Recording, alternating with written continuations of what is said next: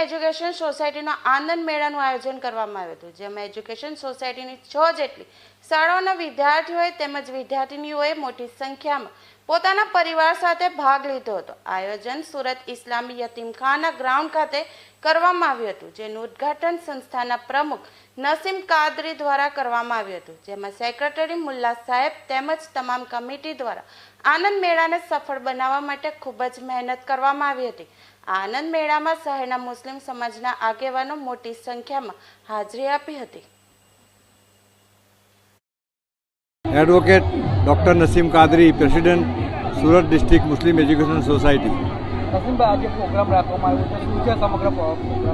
આજનો પ્રોગ્રામ એટલા માટે રાખવામાં આવ્યો છે કે અમારી શાળામાં, અમારી સંસ્થામાં કુલ 7 શાળાઓ કાર્યરત છે।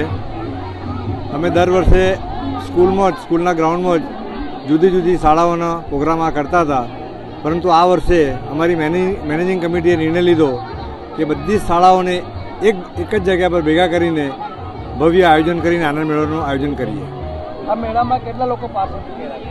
આ મેળામાં લગભગ 190 સ્ટોલ છે અને 7,000 વિદ્યાર્થીઓ સાથે એમના વાલીઓ સાથે 20,000ની પબ્લિક ઉમટી પડી છે, આપ જોઈ શકો છો। સ્ટોલની અંદર શું શું રાખવામાં આવ્યું છે? સ્ટોલમાં બધી જ આઈટમ રાખી છે, ખાવાની પીવાની, આઈસ્ક્રીમ છે, નોનવેજ છે, વેજ છે, કોલ્ડ્રિંક છે, બધી આઈટમ રાખવામાં આવી છે।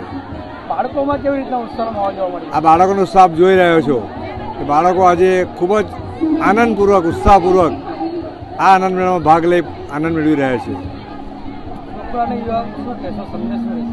છોકરાઓને એટલો સંદેશ આપીશ કે ભણતર સાથે એમના જીવનમાં આનંદ અને સ્પોર્ટ્સ બી હોવી જોઈએ, એના માટે અમે કાર્યરત રહીએ છીએ।